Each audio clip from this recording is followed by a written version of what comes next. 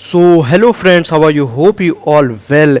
तो मैं सीरियसली बहुत दिन से मैं वीडियो अपलोड नहीं कर रहा था और उसका रीज़न भी है। उसका रीज़न ये है कि मुझे इंगेजमेंट नहीं मिल रहा था अपने चैनल पे।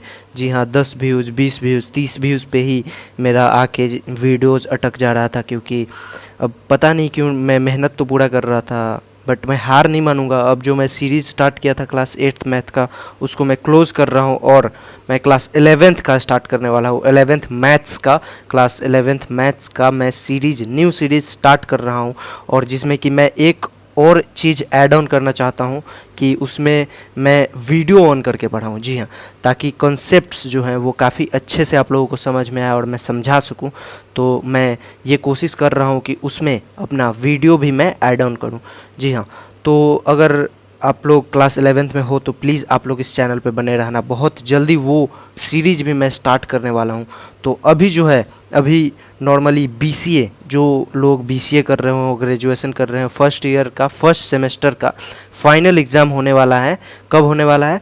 तो वो होने वाला है मई में, मिड मई से स्टार्ट होने वाला है। तो अभी मैं उसी का PYQs करने वाला हूँ 2022 का। जी हाँ, तो जो लोग बीसीए कर रहे हो वो लोग ज़रूर देखना, क्योंकि बीसीए वाले मैथ से बहुत ज़्यादा डरते हैं। बेसिक मैथ्स है, उसमें भी क्लास 11 12th का ही चैप्टर का कॉन्सेप्ट है। तो चलिए इस वीडियो को शुरू करते हैं। इस वीडियो में जो मैं क्वेश्चन पेपर लिया हूँ वो AKU पटना का क्वेश्चन पेपर है। आप लोग किसी भी यूनिवर्सिटी में हो, पर जो क्वेश्चन का लेवल है वो इसी लेवल का क्वेश्चन आएगा। और ये जो 2022 का क्वेश्चन है, इसमें से काफ़ी क्वेश्चंस ना 2021 में भी आए हैं। इसका मतलब जो अभी आया है 2022 में, वो आपके भी एग्ज़ाम में ज़रूर आ सकता है। तो ये वीडियो बहुत ही ज़्यादा इंपॉर्टेंट है, आप लोग ज़रूर से देखना। तो चलिए इस वीडियो को शुरू करते हैं। तो यहाँ पे एक सबसे बड़ा ये क्या बोलते हैं, आपको नोट दिया गया है कि जो क्वेश्चन फर्स्ट है एंड क्वेश्चन सेकंड है, ये दोनों करना आप लोगों के लिए कंपलसरी है। मतलब करना ही करना है, चाहे आए या फिर ना आए। और क्वेश्चन फर्स्ट में भी ये एक आप लोगों को रिलैक्सेशन है कि एनी 6 का सिर्फ आंसर देना है। ओके, 10 इसमें क्वेश्चन है। क्वेश्चन 1 में 10 और क्वेश्चन है, जिसमें कि सिर्फ आप लोगों को 6 क्वेश्चंस का आंसर देना है।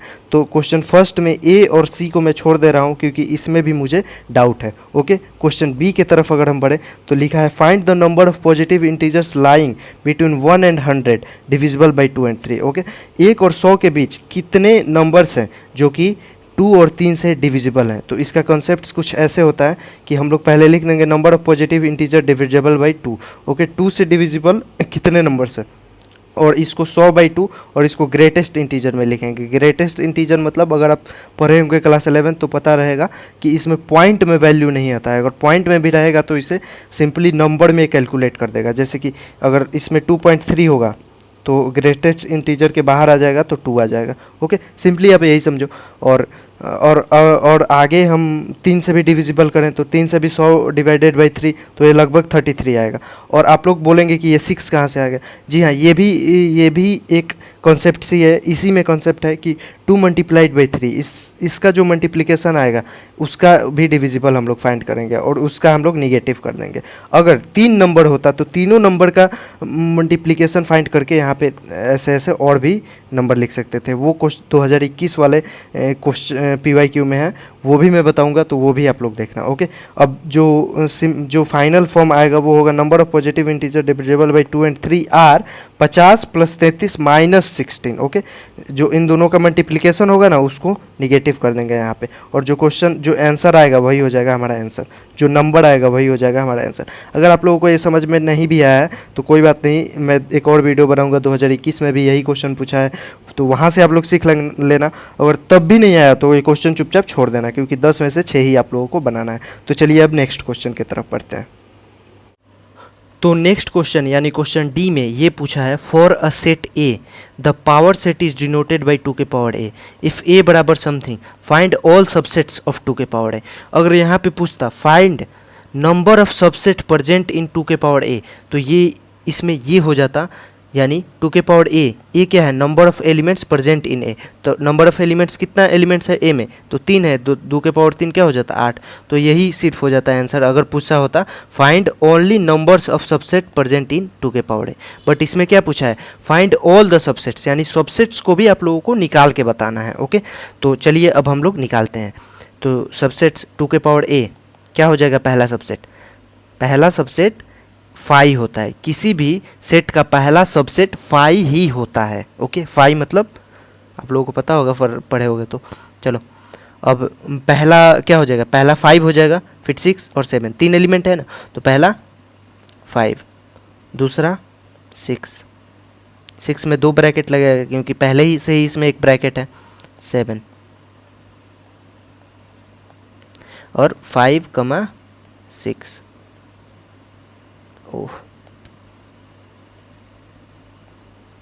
अब क्या हो जाएगा? 5,7। अब क्या हो जाएगा? कितना हो गया अभी तक? 1 2 3 4 5 6 7 8 और 2 है, और क्या हो जाएगा? 6,7 हुआ है, 6,7 हो गया है, 5,6 हो गया है, और क्या 5,7 हो गया है, तो हो तो गया 1 2 3 4 5 6 6 ही हो रहा है। 5,7 5,6 5,7 6, हाँ 6,7 6,7 नहीं हुआ है, 6,7। ओके, एट लास्ट क्या हो जाएगा? 5,6,7। तो ये हो जाएगा हमारा आंसर। अगर आप लोग क्लास 11th में मैथ होगा आप लोगों का तो आप लोगों को समझ में आएगा, अगर नहीं होगा तो सिंपली आप लोग ये समझो कि किसी भी सेट का पहला सबसेट 5 होता है, उसके बाद पहले 5 को लिख दो, फिर 6 को लिख दो, फिर 7 को लिख दो, फिर 5 6 को लिख दो, 5 7 को लिख दो, ओके, फिर 6 7 को लिख दो, फिर 5 6 और 7 को लिख दो, तो ये पूरा हो जाएगा 8 को तुम्हारा। चलो गिन देता हूँ, पहला, दूसरा, तीसरा, चौथा, पाँचवा, छठा, सातवां और आठवां। ओके, 8 सबसेट निकल गए। और अगर आप लोग 11th में मैथ नहीं लिए होंगे तो मैं आप लोगों को एक ब्रीफ दे देता हूँ कि सबसेट क्या होता है। फर्स्ट ऑफ ऑल सबसेट को हम लोग ऐसे डिनोट करते हैं। ओके, जैसे मान लो किसी सेट ए में 2 एलिमेंट्स है, 2,3, और सेट बी में कितने एलिमेंट्स है? 4 एलिमेंट्स है, 2 3 4 और 5। तो हम लोग बोल सकते हैं ए इज सबसेट ऑफ बी, क्योंकि ए का सभी एलिमेंट्स बी में लाई कर रहा है। But B is not subset of A, क्योंकि बी का सारा सबसेट ए में कहाँ लाई कर रहा है? 4 का 5 ए में कहाँ है? नहीं है ना। तो यही है, बस यही था। तो ऑप्शन क्वेश्चन डी भी हो गया। चलो अब क्वेश्चन ई के तरफ चलते हैं। ओके, तो नेक्स्ट क्वेश्चन यानी क्वेश्चन ई में हम लोगों से ये पूछ रहा है कि एक सेट ए दिया है, सेट बी दिया है, और ए माइनस बी फाइंड करना है। तो आप लोगों को, अगर आप लोगों को नहीं पता है ए माइनस बी क्या होता है, तो चलिए मैं आप लोगों को पहले वो बता रहा हूँ। ओके, मान लो कि कोई सेट कोई सेट ए है, ये कोई सेट ए है, और ये कोई सेट बी है। ओके, ये सेट ए हो गया, कोई सेट बी हो गया। ओके, ठीक है। अब हम लोग ये बोल रहे हैं कि a माइनस बी फाइंड कीजिए। इसमें a माइनस बी फाइंड करो और इसमें b माइनस ए फाइंड करो। कैसे निकलेगा? ओके, तो सिंपली मैं आप लोगों को बता रहा हूँ, और कॉन्सेप्ट भी यही है कि जो a है, जो सेट a है, ये जो सेट a दिया है, इसमें से जो ये सेट b है इसको गायब कर दो, यानी पूरा हटा दो। तो सेट a में से सेट b को अगर आप गायब कर दोगे तो क्या बचेगा? सिर्फ यही पार्ट तो बचेगा। और आप लोग बोलोगे कि ये सेट ए तो इतना ज़्यादा है, तो ये वाला ये वाला पार्ट कहाँ गया ए का? तो आप लोगों के लिए जानकारी के लिए मैं बता दूं कि ये जो बीच वाला पार्ट होता है ये कॉमन पार्ट होता है। इसमें ए का भी एलिमेंट होता है और बी का भी एलिमेंट होता है। और क्वेश्चन में ये पूछा है ए माइनस बी, मतलब बी को पूरा हटा देना है। थोड़ा सा भी पार्ट जिसमें बी का हो उसको नहीं रखना है। ओके, तो ये इस वाले पॉइंट में भी बी का पार्ट है, ए का भी पार्ट है, लेकिन बी का है ना पार्ट, तो नहीं रखेंगे बी को। तो क्या बचेगा? सिर्फ ये पार्ट बचेगा। ओके, और अब ये वाला कैसे निकलेगा? b माइनस ए, मतलब b में से a को पूरा निकाल दो, तो कौन सा पार्ट बचेगा? सिर्फ यही वाला तो पार्ट बचेगा, ये वाला, ये। और a माइनस बी में कौन सा पार्ट बचेगा? सिर्फ यही वाला तो पार्ट बचेगा। तो यही एक कॉन्सेप्ट है। अब देखो मैं बता रहा हूँ कि ये क्वेश्चन क्या बोल रहा है। ओके, सेट कोई a है, a में क्या दिया है? 1 2 और 3, और b में कितना दिया है? 2 3 और 1। इवेंचुअली ये भी तो वही बोल रहा है कि इसमें भी 1 2 और 3 है, इसमें भी 1 2 और 3 है, यानी ये कहाँ लाई कर रहा है? ये दोनों तो यहीं पे लाई कर रहा है ना, 1 2 3। और ये क्या बोल रहा है? 2 3 1। वही तो चीज़ है भाई, ये दोनों वही तो चीज़ है।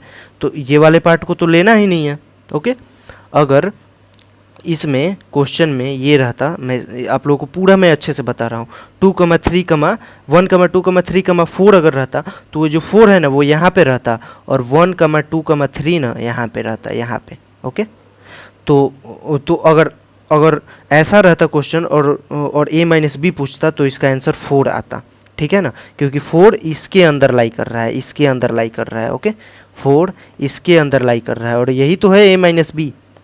बट जो अभी क्वेश्चन पूछ रहा है, अभी जो क्वेश्चन पूछ रहा है, इसमें क्या पूछ रहा है, a माइनस बी, बट इसमें जो एलिमेंट्स है वो इसमें लाई नहीं कर रहे हैं, इसमें का एलिमेंट्स दोनों इसी में लाई कर रहे हैं, इसलिए a माइनस बी कोई भी नहीं होगा। और जब कोई भी नहीं होगा तो इसका आंसर हो जाता है a minus B is equals to 5 ही इसका आंसर हो जाता है, और इस क्वेश्चन का यही होगा आंसर। तो हम लोग ई पार्ट भी कंप्लीट कर लिए, और अब चलते हैं हम लोग नेक्स्ट पार्ट की तरफ, नेक्स्ट क्वेश्चन की तरफ। तो नेक्स्ट क्वेश्चन यानी कि क्वेश्चन नंबर एफ में ये क्वेश्चन है कि -2,4 is mid point of 6,-7 and x,y। Okay, और find the value of x,y। इससे आसान क्वेश्चन मतलब पूछ ही नहीं सकता, ये क्लास 10th लेवल का क्वेश्चन है। ओके, मिड पॉइंट का क्वेश्चन है। मिड पॉइंट का तो फॉर्मूला अगर आप लोगों को नहीं भी पता है तो मैं बता दूं, मिड पॉइंट का फॉर्मूला होता है x + y/2। ओके, जो x y क्या होता है, ये x हो गया, ये y हो गया /2। ओके, नॉर्मली आप लोग बोल सकते हैं, कैसे कैसे बोल सकते हैं, ये x, ये हो गया y, ये हो गया x1, ये हो गया y1। तो फार्मूला होता है x + y/2 और x1 + y1/2। समझ गए ना, इसको ऐड करो, इसको ऐड करो, /2 करो, और ये आंसर आ जाएगा। तो इसमें आंसर ही दे दिया है, और क्वेश्चन में भी एक पार्ट दे दिया है, दूसरा पार्ट पूछ रहा है, तो नॉर्मली अपना फार्मूला लगाओ ना, काहे नहीं निकलेगा, जरूर निकलेगा। सॉल्यूशन में कुछ ऐसा हो जाएगा, x + y, x के जगह पे क्या है 6 है, 6 + y के जगह पे क्या है x है /2, और क्या आंसर दिया है -2, और दूसरे पार्ट में क्या है -7 + y/2 बराबर -4। और अब क्या चाहिए यार, अब सिर्फ वेरिएबल एलिमिनेट कर लो, क्या हो गया 6 + x बराबर माइनस क्या हो जाएगा -4। तो x बराबर कितना हो जाएगा -4 - 6 -10। तो यहाँ पे x का वैल्यू निकल गया, और y का वैल्यू कैसे निकलेगा, -7 + y is equals to -8। y बराबर 7 उधर है, माइनस प्लस हो जाएगा तो -1। तो x और y दोनों का वैल्यू आ गया, x का वैल्यू -10, y का वैल्यू -1 हो तो गया यार। इससे निहायती आसान क्वेश्चन कुछ आ ही नहीं सकता था। तो अब बढ़ते हैं हम लोग नेक्स्ट क्वेश्चन यानी कि क्वेश्चन नंबर जी में। तो यहाँ पर इस क्वेश्चन में आप लोगों से पूछ रहा है कि find the slope of, equation दे दिया है x² y is equals to 8 at the point of इतना। स्लोप निकालना है, इक्वेशन दिया है और पॉइंट भी दिया है। ओके, तो स्लोप कैसे निकलता है आप लोग जानते हो, पढ़े होगे क्लास 11th में। स्लोप निकलता है dy/dx, dy/dx को ही हम लोग स्लोप बोलते हैं, SLOP, slope is equals to dy/dx। ओके, इक्वेशन क्या है x² y लिखते, sorry, x² y is equals to 8। तो differentiate both side with respect to x। ओके, x के रिस्पेक्ट में दोनों तरफ यानी LHS और RHS दोनों तरफ डिफ्रेंशिएट कर रहे हैं।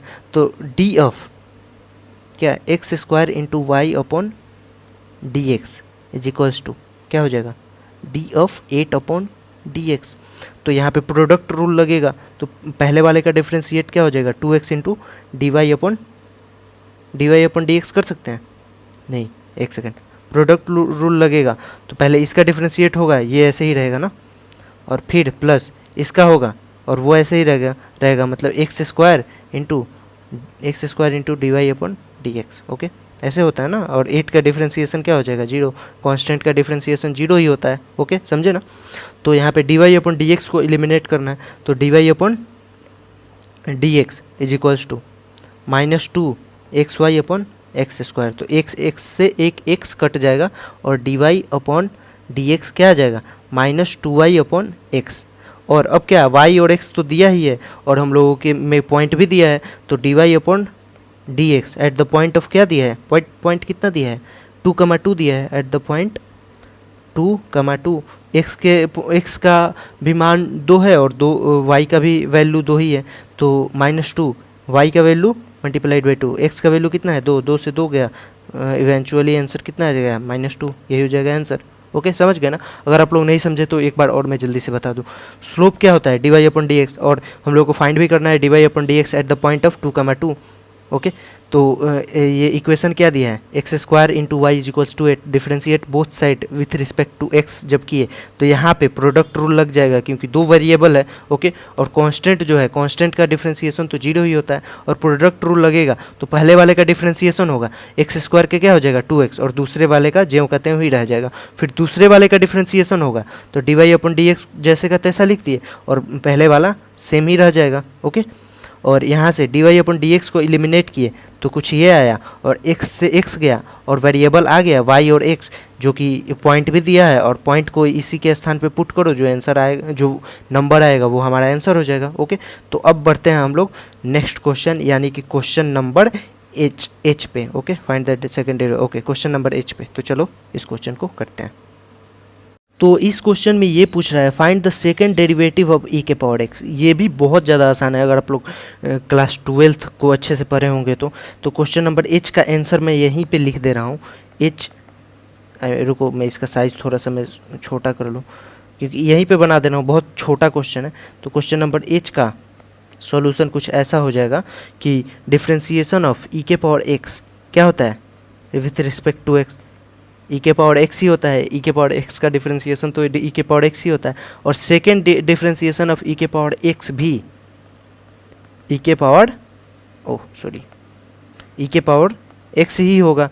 यही हो जाएगा हमारा आंसर, चाहे फर्स्ट हो, सेकेंड हो, थर्ड हो, फोर्थ हो, ई के पावर एक्स का डिफरेंशिएशन ई के पावर एक्स ही होता है। ओके, तो एच भी हम लोग कंप्लीट कर लिया, और मात्र 2 क्वेश्चन बचे हैं क्वेश्चन नंबर फर्स्ट में। ओके, तो अब क्वेश्चन नंबर आई ये कह रहा है if the f of x is equals to इतना and g of x is equals to इतना, तो find g of f of x.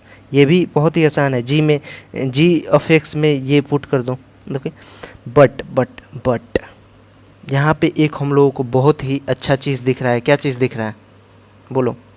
I question में जो जी ऑफ एफ एक्स में एक्स का वैल्यू है क्या इसमें कोई?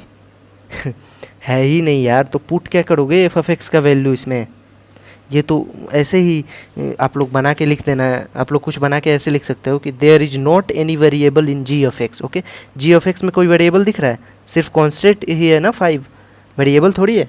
तो आप लोग ऐसे लिख सकते हो इसमें कि there is not any variable in G of X so we can not put F of X value on variable on one, मतलब कुछ वेरिएबल है ही नहीं है, तो यहाँ पे एफ ऑफ एक्स का वैल्यू कहाँ पुट करोगे जी ऑफ एक्स में? ओके, तो ये ऐसे ही लॉजिक बिल्ड करने के लिए क्वेश्चन दिया गया था, तो क्वेश्चन नंबर आई भी हो ही गया। ओके, तो अब हम लोग बात करते हैं क्वेश्चन नंबर जे की। तो क्वेश्चन नंबर जे में आप लोगों को डेफिनेट इंटीग्रेशन से पूछा गया है क्वेश्चन। चलो बनाते हैं, क्या बोलते हो? ओके, तो इंटीग्रेशन ऑफ 0 3 ई के power x d x. Okay, e के पावर एक्स डी एक्स, तो ई के पावर एक्स का इंटीग्रेशन भी ई के पावर एक्स ही होता है, और यहाँ पे क्या 0 3, ये भी आप लोगों का आंसर हो जाएगा, या फिर सिंपली एक्स के जगह पे पुट कर दो ई के पावर 3 माइनस ई के पावर 0, ऐसे पुट करके भी आप आंसर निकाल सकते हो, या फिर यही हो जाएगा आप लोगों का आंसर। तो यहाँ पे क्वेश्चन नंबर फर्स्ट हम लोग पूरा कंप्लीट कर लिए हैं, और अगर आप लोगों को क्वेश्चन नंबर सेकेंड चाहिए, या आप लोगों को क्या चाहिए, मैं ला ही दूंगा क्वेश्चन नंबर सेकंड। तो ये वीडियो काफ़ी लंबा हो गया है, तो क्वेश्चन नंबर सेकंड के लिए मैं नेक्स्ट वीडियो लाऊंगा, और आप लोग मेक श्योर इस वीडियो को लाइक करो, सब्सक्राइब करो, और अगर आप लोगों को नहीं समझ में आया है तो आप लोग कमेंट करो, मैं फिर से इसका मैं वीडियो बना सकता हूँ अगर आप लोग चाहो तो। ये मैं जल्दी में वीडियो, बट मैं इसको समझाया भी बहुत अच्छे से हूँ। अगर आप लोगों को नहीं समझ में आया तो और मैं ब्रीफ और भी अच्छे तरीके से तोड़ के मैं समझा सकता हूँ आप लोगों को, बट आप लोगों को कमेंट करना पड़ेगा, आप लोगों को बताना पड़ेगा कि आप लोगों को कहाँ समझ नहीं आया। ओके, तो अब मिलते हैं इसके सेकंड यानी दूसरे क्वेश्चन सॉल्वर वीडियो में, तो चलिए बाय।